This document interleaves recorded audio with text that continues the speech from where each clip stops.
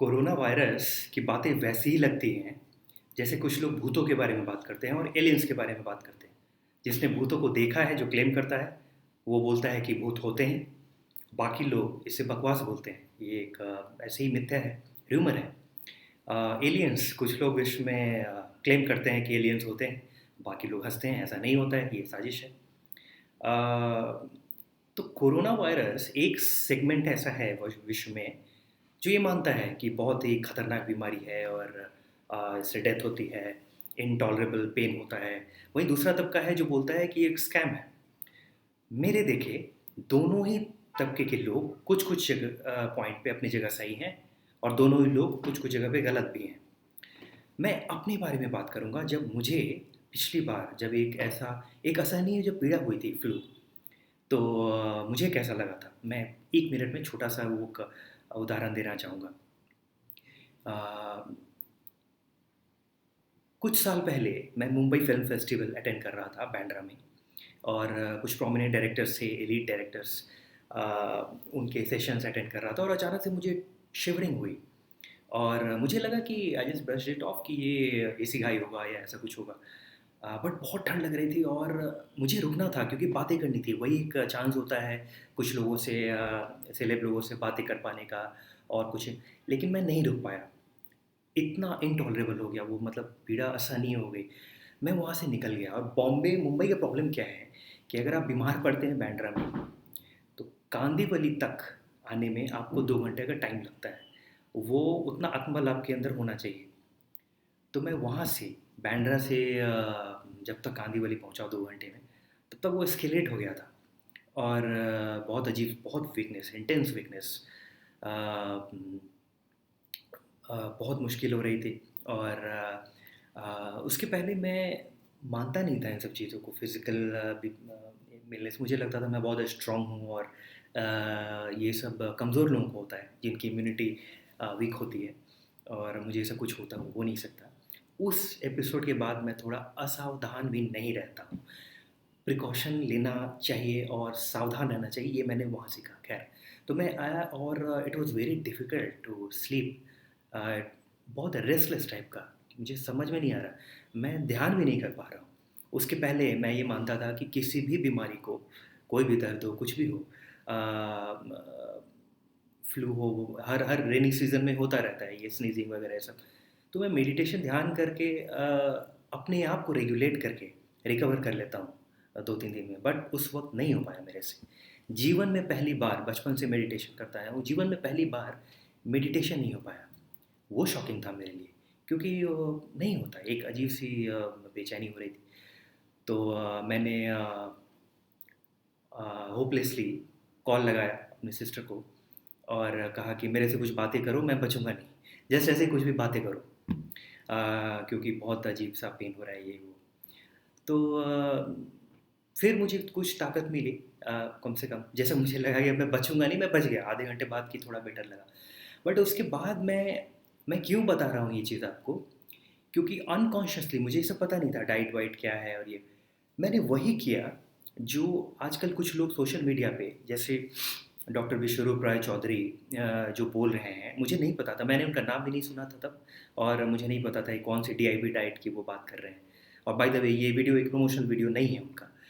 तो ये मैं अनकॉन्शियसली, क्योंकि सारे लोग, अगर आप स्मॉल टाउन में रहे हैं तो आप उसी सब चीज़ों को जानते हैं। बीमारी में ये करना चाहिए, फ्रूट्स खाना चाहिए, दिस दैट। मैंने अनकॉन्शियसली वही किया। मैं गया बाहर और किसी तरह मैं उठकर जा सका, इतनी हिम्मत कलेक्ट करके बाहर गया। और फ्रूट्स, 2 नारियल मैंने लाया और ऑरेंज और एप्पल, बस इतना ही लाया। और कुछ भी खाने की इच्छा नहीं होती। अब ये देखिए, बॉडी, जो कहते हैं ना लोग कि every cell in our body is design for health. Body का ही मैकेनिज्म देखिए कि जब आपको वायरस होता है, अटैक होता है, फ्लू होता है, तो बॉडी खुद ही आपको खाने में मन ही नहीं लगाता। और वो बॉडी की सेफ्टी इसके लिए है। आपको कुछ खाने का मन नहीं करेगा, सिर्फ आपको गर्म पानी पीने में थोड़ी राहत मिलेगी। आप फ्रूट्स खाएंगे, आप जूस पिएंगे, आप सूप ले सकते हैं। तो मैंने वही 2-3 दिन तक सिर्फ नारियल पानी लिया और ऑरेंज लिया, बस। और 2 दिन के बाद फिर वो 2 दिन बहुत अ, असहनीय पीड़ा थी वो। और फिर मुझे किसी तरह ट्रेन करके, टिकट रिजर्वेशन था नहीं टीटी को, वहाँ तक जाना वो मैं बता नहीं सकता कि वो किस लेवल का वो पेन था वो। वो शायद ना मैं आपको बता पाऊँगा ना आप समझ पाएँगे मैं किस पेन की बात कर रहा हूँ। तो फिर टीटी को मैंने बोला कि आप किसी तरह मुझे घुसने दीजिए, मुझे कहीं भी यहाँ से जाना है, यहाँ मैं अकेला हूँ, मुझे लगता है कि अब मैं नहीं बचूँगा और कहीं आप जाने दें और मैं एक रिलेटिव के यहाँ जा रहा हूँ। तो उसके बाद फिर लेकिन जब तक मैं घर पहुँचा और 2-3 दिन के बाद वो कम होने लगा वो पेन। और उसके पहले मैं डॉक्टरों को मानता नहीं, मैं पैरासिटामॉल ये सब में विश्वास नहीं करता हूँ, कुछ भी नहीं लेता, मुझे मॉडर्न साइंस के इस पे विश्वास ही नहीं था तब तक। लेकिन उस एपिसोड के बाद फिर मुझे लगा नहीं, अगर एक्सट्रीम केस हो जाए तो लेने में कोई बुराई नहीं है। ऐसा हमने बहुत सारे लोगों के बारे में सुना है कि अ, जैसा राजीव दीक्षित जी के बारे में बताया जाता है, उन्हें लास्ट मोमेंट पे बताया गया था कि प्लीज़ आप ले लें एलोपैथ की दवा, लेकिन वो नहीं माने। तो खैर मैं भी कुछ वैसा ही अड़ियल जिद्दी था कि मुझे मॉडर्न साइंस मेडिसिन पे भरोसा है नहीं, मैं सेल्फ कंट्रोल सेल्फ स्ट्रॉन्ग हूँ। लेकिन तब मुझे लगा कि नहीं है, अब लेने में कोई बुराई नहीं है, हम ले लेते। बट जब तक वो दवा मैं डॉक्टर के पास गया तब तक वो तीसरे दिन तक ठीक हो लगभग चुका था। और ये मुझे समझ में नहीं आया कि जब डॉक्टर के पास मैं गया तब तक मैं 3 दिन वो पेन चला गया लगभग और वो एक शक्ति वापस आने लगी। तो ये है क्या? और डॉक्टर जी ने कुछ ख़ास दवा दिया नहीं, नॉर्मल वो जो होता है वही सब टेबलेट्स। तो फिर मैंने वो लिया भी नहीं क्योंकि फिर तीसरे चौथे दिन तक फिर ठीक हो गया। तो वो इंसिडेंट मुझे हमेशा याद रहेगा और जब मैं बाद में भी डॉक्टर बिसरूर रॉय चौधरी की वीडियोस को देखता हूँ, जब वो कहते हैं कि हर इंसान को कभी न कभी कोरोना वायरस हुआ ही होगा, तो मुझे मुझे नहीं पता वो कोरोना वायरस था या क्या था, लेकिन मैं ये कनेक्ट कर सकता हूँ कि वो भी आईएलआई था और ये जो कोरोना वायरस है शायद ये भी एक आईएलआई ही है, इन्फ्लुएंजा लाइक इलनेस, जिससे यूएस में हर साल औसतन 70 से 80 हज़ार लोग मरते ही हैं और पूरे विश्व में अलग अलग तरीके से लोग मरते हैं। हर कुछ जो भी इस तरह का है वायरस तो आखिर वायरस है। और इसलिए 3 से 4 दिन जो डॉक्टर चौधरी वो कह रहे हैं कि डीआईपी डाइट लेना चाहिए, अनकॉन्शियसली मैं फिर कहूँ कि अगर आप स्मॉल टाउन से हैं तो आपको पता है कि वैसी ही डाइट आप ऐसे भी लेते हैं। गाँवों में तो जो बीमार है मतलब फ्रूट और उनको दिया जाएगा और ये संतरा, हर 2 घंटे पे संतरा आप लेंगे, विटामिन सी जो होता है ना कि बूस्ट करने वाली बात। तो ये ऐसी भी आप 2-3 दिन 4 दिन फ्रूट डाइट पे रखेंगे, जो लिक्विड डाइट वो बोल रहे हैं, तो धीरे धीरे बेटर होने लगेगा सिचुएशन। इसलिए ये मैं नहीं मान सकता हूँ कि ये बिल्कुल ही डेडली चीज़ है और एकदम पूरी मानव जाति को ख़त्म करके रख देगा। है, यकीनन है। लॉकडाउन भी शायद एसेंशियल था या नहीं, ये सब डिबेटेबल चीज़ है। बट स्प्रेड को रोकना चाहिए ऑफ कोर्स, क्योंकि जो वल्नरेबल है उनके लिए बहुत प्रॉब्लम है। लेकिन ऐसा नहीं है, मैं फर्स्ट डे से कहता आ रहा हूँ कि ये भय भय जब हम एक माहौल बनाते हैं तो उससे एक हमारे अंदर एक रासायनिक परिवर्तन होता है और उससे हमारी वीकनेस बढ़ती जाती है, इम्यूनिटी कम होती जाती है। और भय नाम की कोई एक चीज़ नहीं होती, जैसा मैंने कहा किसी इंसान को रॉक एंड रोल क्या कहते हैं उससे ऊपर जो राइड्स होते हैं उसमें बहुत एडवेंचर लग सकता है, बंजी जंपिंग, और दूसरे इंसान को भय के मारे हालत ख़राब हो जा सकता है। तो भय कहाँ है यहाँ? एक इंसान के लिए वो आनंद है, दूसरे के लिए भय है। किसी इंसान को वाटर स्पोर्ट्स बहुत अच्छा लगता है, किसी इंसान को पानी से बहुत डर लगता है, पानी में वो जा भी नहीं सकता। अ, तो वही चीज़ है, ये देखिए ये रिलेटिव चीज़ है। एक इंसान का जो भय है वो दूसरे इंसान का आनंद है। तो मैं वही कह रहा हूँ कि भय का माहौल बनाना, ये पैनिक में 1000 से 9000 जो मरने का आंकड़ा है वो बढ़ता है। ये भूल हुई है हम लोगों से। लेकिन क्या हमें असावधान हो जाना चाहिए? नहीं। मेरा व्यक्तिगत अनुभव कहता है कि आईएलआई, वायरल फ्लू जो भी है, असावधान नहीं होना चाहिए। लेकिन उससे तैयार होना चाहिए और धीरे-धीरे अपनी डाइट में परिवर्तन करें, सिंपल रखें अपना डाइट। जितना अनकॉम्प्लिकेटेड करेंगे उतना बेटर होगा। फ्रूट डाइट पे जाएँ कुछ दिन। और अगर वो कह रहे हैं doctor Chaudhary DIP diet, try करने में कुछ नुकसान तो है नहीं, ऐसा तो है नहीं कि कुछ उसका रिएक्शन आएगा आपको। तो इसमें ये उनकी बात सुननी चाहिए थी। ये जो कुछ देखिए डॉक्टर सारे मेरे भी फैमिली में 5-6 डॉक्टर्स हैं, आपकी फैमिली में भी तो होंगे, तो डॉक्टर लोग हर अपनी तरह से देखिए हर डॉक्टर अपनी बात रखेगा।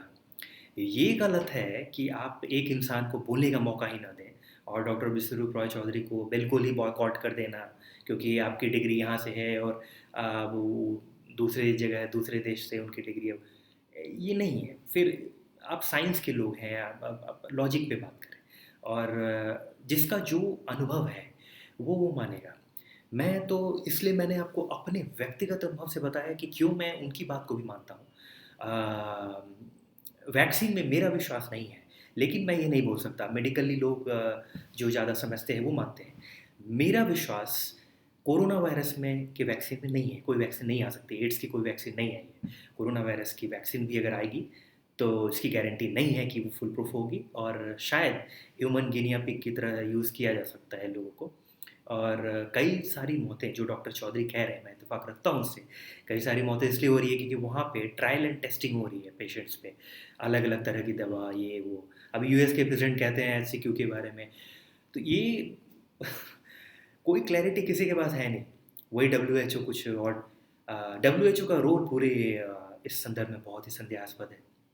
और ये पता नहीं, मतलब मैं तो, बड़े बड़े लोग वहाँ बैठे हैं, लेकिन बहुत ही बेशर्म की तरह उन्होंने पूरा हैंडल किया है सिचुएशन को। खैर वो एक अलग डिबेट है, लेकिन मैं यही कहूँगा मूल रूप से कि ये असावधान रहने की ज़रूरत इससे नहीं है। ये हो सकता है, जैसा मैंने कहा कि जब मेरे साथ हुआ ऐसा, अब ये क्या था कोरोना वो मुझे नहीं पता। टेक्निकल टर्म्स कुछ भी आप बोल सकते हैं, है तो बेसिकली वो कुछ आईएलआई है, वायरल है, कुछ भी है। बट असावधान रहने की ज़रूरत उसे नहीं है, लेकिन प्रिकॉशंस लेने चाहिए। और जब कोई बीमारी इस तरह की होती है, जैसे अभी मुंबई में बारिश आएगी, हर साल रेनी सीज़न में बीमारी होती है मुंबई में, तो ये स्नीजिंग प्रॉब्लम, खांसी, अचानक से एक दिन में ऐसे होता नहीं है, धीरे धीरे फेज वाइज होता है। स्टार्टिंग में जब वो पकड़ रहा हो बॉडी को, उसी वक्त उसे अरेस्ट करने की ज़रूरत है। पहले दिन जब आपको पता चलेगा कि म्यूकस, मतलब वो इंसान को पता रहता है कि वो यहाँ है, अंदर जा रहा है, अंदर उसे जाने ना दिया जाए। ऐसा मैं करता हूँ जब मुझे लगता है कि हाँ कुछ डस्ट से मुझे बहुत एलर्जी है, तो वो जा रहा है, मैं उसी दिन स्टीम लेता हूँ बहुत। अपना डाइट को फ्रूट डाइट कर देता हूँ, लिक्विड। और सूप खाना छोड़कर सूप में उस समय, मतलब कहने का मतलब स्टार्ट वर्किंग देयर। बीमार होने और सही होने के बीच में धीरे धीरे वो फासला है 2-3 दिन, उस पे ध्यान दीजिए, उसको पकड़िए। एक बार अब वो हो गया, तब फिर आप ट्रीटमेंट ही आपका एक उपचार है। और आजकल लोगों का विश्वास ट्रीटमेंट पे बहुत ज़्यादा है। मेरा विश्वास प्रिकॉशंस पे है, prevention is better than cure. पर ये अगर ट्रीटमेंट पे आप ऑब्सेशन रखेंगे तो फिर आपके लिए वैक्सीन है, आप वेट कीजिए, वैक्सीन आएगी। वैक्सीन में क्या होता है, आप पहले आप पढ़ें वैक्सीन क्या है। वैक्सीन के क्या, कभी बहुत वो कंट्रोवर्शियल चीज़ है, मैं उस पे जाऊँगा नहीं। I am not an anti vaxxer. और मीज़ल्स वाला केस जो है डॉक्टर एंड्रू विकफिल्पा, उसमें मैं नहीं जा रहा हूँ, मैं उस पर विश्वास नहीं करता। लेकिन ये कोरोना की वैक्सीन आएगी जब आपको पता नहीं है कि वायरस कैसे म्यूटेट करेगा। 3 महीने में 10-12 बार अजीबोगरीब तरीके से अगर वायरस का म्यूटेशन हुआ, तो आप इतने सारे परम्यूटेशन कॉम्बिनेशन लगा के वैक्सीन बना लेंगे, ये मुझे फुल प्रूफ नहीं लगता। तो खैर ठीक है, सब लोगों को कोरोना वायरस हो जाए तो सबके लिए वेंटिलेटर भी नहीं हो सकता। ये ट्रीटमेंट, ये जो फार्मा इंडस्ट्री का जो इतना $1 बिलियन इंडस्ट्री है, ये सोचना चाहिए लोगों को। Prevention is better than cure, ऐसा मैं मानता हूँ एक आम इंसान के रूप में। मेडिकल एक्सपर्ट जो हैं वो ज़्यादा बेहतर समझते होंगे इस वक्त। बहरहाल डॉक्टर लोगों का साथ दीजिए, नर्स लोगों के प्रति ग्रैटिट्यूड रखिए, फ्रंट लाइन स्टाफ सबकी इज़्ज़त कीजिए, डॉक्टर्स को सैल्यूट कीजिए, जिन्होंने ये जानते हुए कि कितना वल्नरेबल है, उन्होंने आपकी सेवा की। और दूसरी बात ये है कि डर मत बनाइए, भय से कुछ नहीं होता, आपके अंदर रासायनिक परिवर्तन होता है, आप और बीमार हो जाते हैं। और अगर मेरी आप बात माने तो डॉक्टर विश्वरूप रॉय चौधरी के वीडियोस देखिए, आपको ताकत मिलेगी। जो लोग उनकी शिकायत करते हैं उन्होंने सिर्फ डराया है, आपके अंदर पैनिक बढ़ाया है। और डॉक्टर चौधरी अगर झूठ भी बोल रहे हैं तो उनकी झूठ से एक ताकत मिली है, जो शायद लड़ने का एक जज्बा दिया है। मैं ये कह रहा हूँ, even if it's a lie, it's a comforting lie that has save the life of millions, जो लोग पैनिक में शायद बचते नहीं। तो ये आप देखें उनके वीडियोस। यूट्यूब डिलीट कर देता है, फेसबुक, मैंने वो वीडियो देखा था Jan 27 को, वो वीडियो फेसबुक यूट्यूब ने डिलीट कर दिया। आप डॉक्टर विश्वरूप रॉय चौधरी की वीडियोस देखिए, और आप क्वेश्चन कीजिए, उनके ईमेल्स पे कीजिए अगर आपको। उन्होंने तो सब कुछ लिखा है अपने तरीके से, लॉजिकल फैक्ट। मैं उनकी सपोर्ट या अगेंस्ट में नहीं बोल रहा हूँ, मैं ये कह रहा हूँ कि वो कह रहे हैं कि अब ये जो आरटीपीसीआर टेस्ट है, जो reverse transcription polymerase chain reaction, ये जो केल म्यूनिस, क्या नाम है उनका, मुलिस, तो वो जिन्होंने बनाया था, उन्हें नोबेल प्राइज़ मिला था, उन्होंने भी कहा था कि फुल प्रूफ नहीं है। और ये उन्होंने ये नहीं कहा था कि ये रिसर्च वर्क के लिए, ये डायग्नोसिस के लिए तो था ही नहीं, तो ये फुल प्रूफ है। फॉल्स पॉजिटिव के केस बहुत हैं, उन्होंने भी कहा था कि फॉल्स पॉजिटिव हो सकते हैं। तो ये कैसे मान लिया जाए कि ये प्लस है, और वो मानते ही वो डर जाता है इंसान कि मुझे हो गया, मैं बचूंगा नहीं। तो ये भय का माहौल होना ये ठीक नहीं है। और इसलिए मैं कह रहा हूँ कि हमें अपने तरीके से प्रिकॉशन पूरा लेना चाहिए, और डरना नहीं चाहिए। और ये फेज़ अब धीरे धीरे, हर्ड इम्यूनिटी की बात हो रही है, सबको लगभग अब करीब भारत में 12-15 करोड़ को हो ही चुका है, अगर आप उसे एक्सट्रापोलेट करें ग्राफ को। तो ये आगे अगली बार जब ऐसा कुछ हो तो हमें डरना ना पड़े, और हम बेटर तरीके से इसको हैंडल करें, ये देखना चाहिए हमें।